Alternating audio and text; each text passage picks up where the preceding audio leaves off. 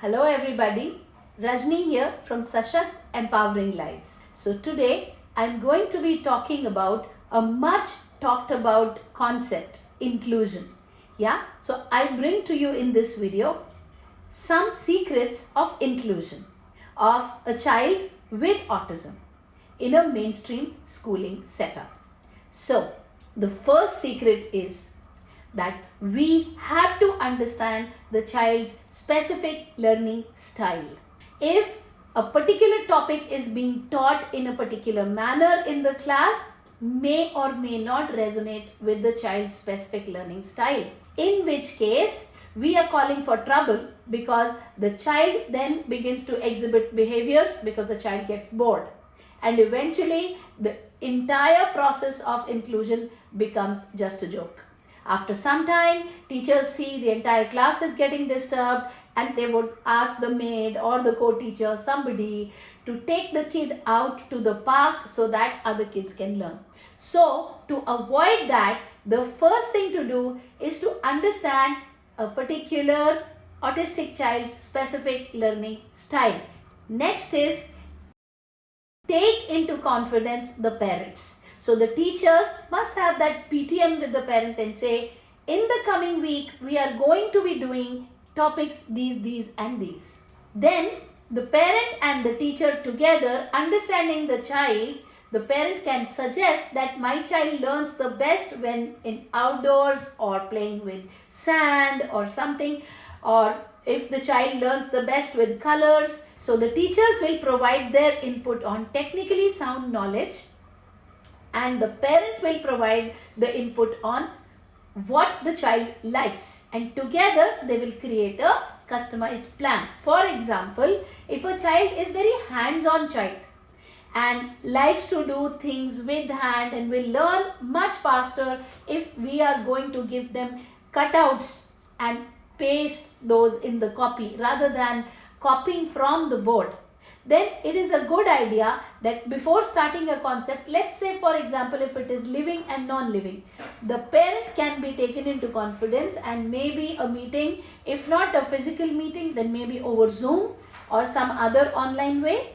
The meeting should be done where the parent must be provided certain input on what is going to be done and taking into account the child's method of learning, while other children will be taught by being told or demonstrated or shown on the screen or on the whiteboard. This specific child can then have one day before or 2 days before with the parent a further run on what needs to be done. For example, the teachers can send parents cutouts of living things like animals, people, whatever, and cutouts plants and cutouts of non-living things, and then say jumble them up and ask the kid to paste with Fevicol on an A4 sheet all the living things after sorting it and all the non-living things onto the other sheet, and then write down.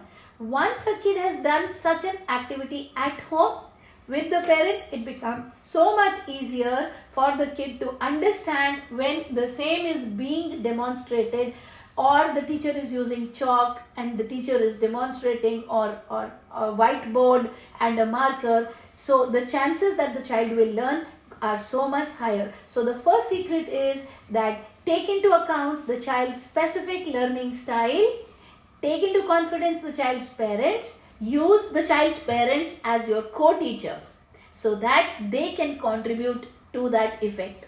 Also, the child will be told by parents, this will happen in class and you will pay attention. So like this, doing a complete closed circuit of coordination between the parent and the teacher, the child can benefit immensely. Secret number 3, on a particular day when the child is not around, speak to other children. Or maybe find out the time to speak to other children in the absence of the child with autism. This helps all the children to understand the problems, or problems is a bad word, challenges that the child faces and how we can together build a compassionate world. It's a fantastic example of building values in other children also.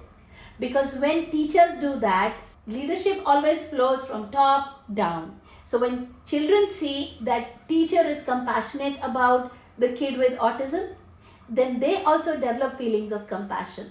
A lot of children will have a lot of questions. Why does he do this? Why does she do that?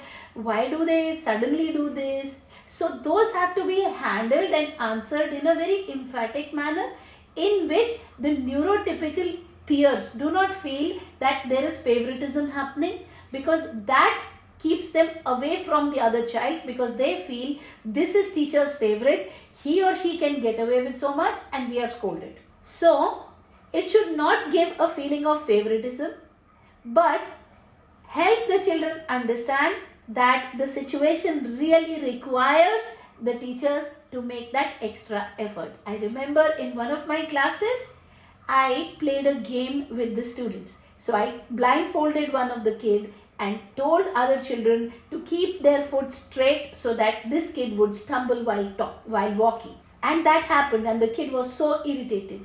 And then after some time, when we removed the blindfold and I asked the child, how did you feel?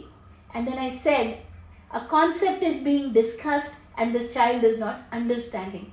Imagine is the same feeling for this child.